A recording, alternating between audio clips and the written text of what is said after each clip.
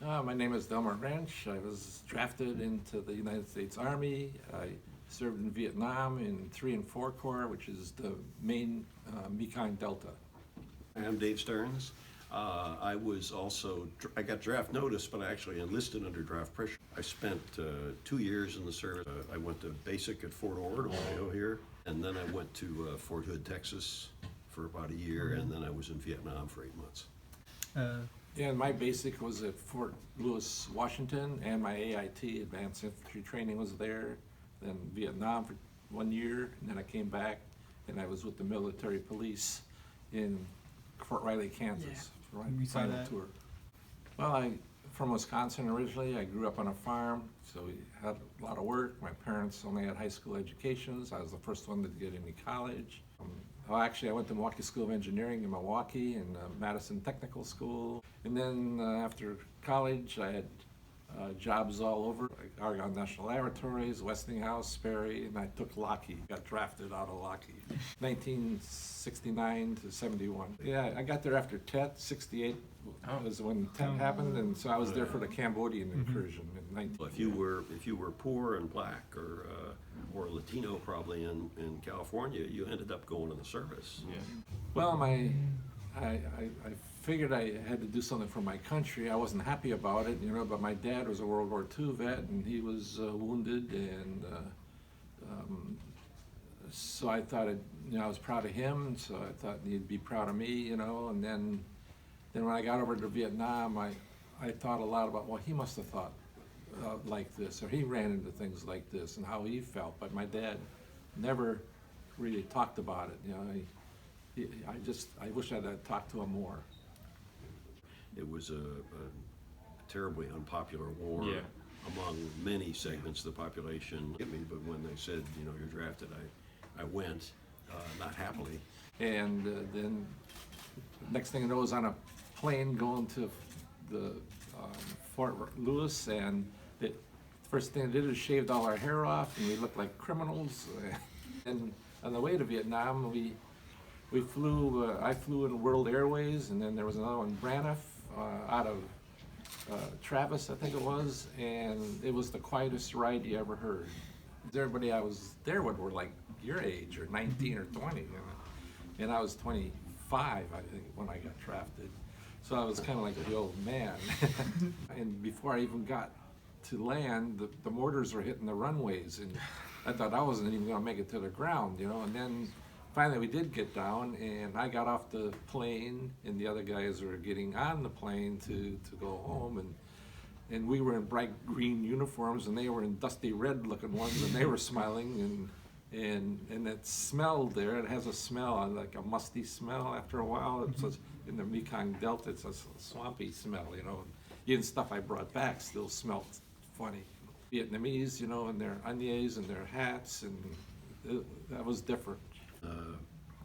I arrived on New Year's Eve, and I was dead tired, so I went to sleep, and I woke up to the sound of machine gun fire.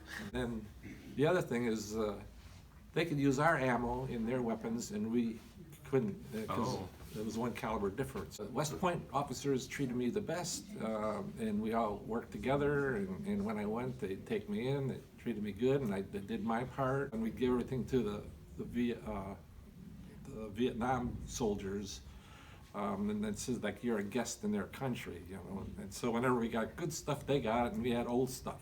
And then I learned how to work with plastic explosives and C4 and det cord.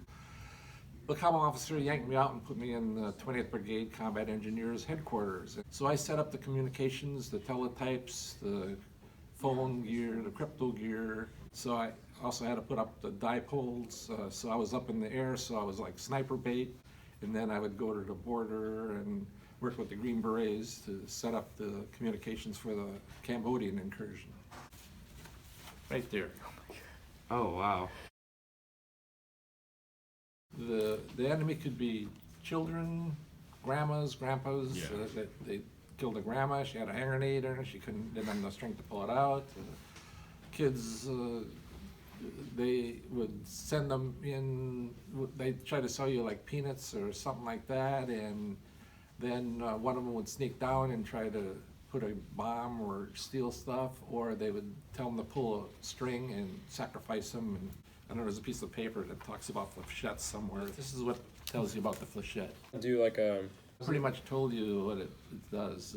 It's dropped by a bomb So or the a hand grenade, and it just goes out and shreds things. Sometimes this is the way I would go out in a bush plane. I mean, and look over there is a tape, you know, and the USO would come and there were different groups, and I was able to send messages back through this tape. But other than that, they had a paper called the Stars and Stripes, and that's how we would read things. So I was in 3 and 4 Corps, so I was here in this Canto area. And when I landed, it was Long Bin and Ben Hoa and Tan Son Nhut. Agent Orange was all over, they say now, you know, so I didn't drink the water, we had beer. Then we transported the prisoners. They would go take them to Leavenworth or wherever, and we were also the burial detail. They would do the burial detail. People would spit on you and blame you for things. We are also assigned to the ex-presidents of the United States burial detail there. And I think shortly after that, Lyndon Johnson died, and that would be my group that would go there. But I was their communications person, so I set that up. But I lived off post, but when I came on post, I'd take a bus, and I had my military police stuff on. People would blame me for giving them tickets. Well, one time we got called up as a secret mission. We had to fly somewhere. They were going to blow up a base here in the United States, and we all snuck in there to stop it. And they had a Constitution written up, and on the back they had an invitation to come down and have beer and join the celebration before they tried to blow up the base. It was infiltrated by us and drank all their beer up, and it all fizzled out at the end, so nothing happened. So I remember that. I kissed the ground when I got back there. When I came back, somebody bought us drinks, and then somebody said, "You're baby killers," and then it all started, you know. They would harass us and say we were stupid and stuff like that. Well, we came back, you know, proud, thought we would be received like World War II vets or anything like that, and then after a while, we wouldn't wear them because, you know, somebody would jump on us or tell us we were stupid, or why did you go, and stuff like that, or how many did you kill, or you're baby killers, you know, and we did bad stuff, you know. It wasn't until 9/11 that things got better, I thought, for me, when they appreciated it, but what I tell people is, for me, not every day was 9/11 for me in Vietnam. When we went to bed, the Viet Cong, they did a lot of harassment. Like I knew at midnight they would pump in 4 mortars just to keep us awake. So we'd look at our watch and, oh, it's almost 12, so we'd head to the bunker, and sure enough, bam, bam, you know, they'd come in. Then it was over, and then you could try to sleep, you know, but you never knew if you were gonna wake up or what was gonna happen. Luckily, I had my job back when I came back, and so I was able to do that. Only one that went south, and I have a picture over there where there were 4 poles. Everybody stands by the poles, and that's where you go. So I was separated from my whole group. They all went north, and for some reason I went south. And so I don't know what happened to the rest of my guys. I just know 4 of them. And one of them, 2 of them were my buddies, and I had to,